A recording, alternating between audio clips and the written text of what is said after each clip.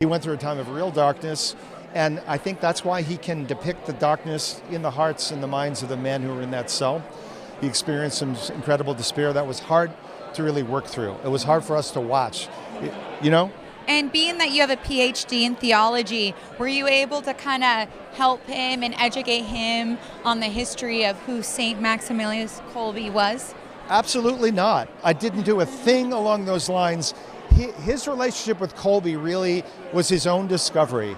And he was ahead of me reading the primary sources about Kolbe's letters, reading Kolbe, the testimony of other people who knew Kolbe, who had survived Auschwitz. You know, he read all that before I did. I went back there and checked him out and said, Anthony, I can't believe how well you nailed Kolbe, how faithful you were to these primary sources. So, I can't take credit for really mentoring that at all.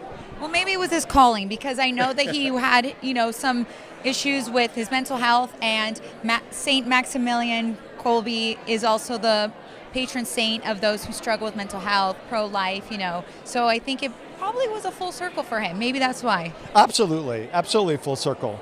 I mean, Kolbe, as he tells the story, really rescued him from his own isolation bunker. And that's how this movie came to be. That's how Anthony's faith revived, was through the example and mediation of Kolbe, teaching him that Christ didn't come just to relieve all suffering, but to relieve the deepest suffering of being alone. He came to suffer with us, and that's really what we see in this film. Yes, very well said.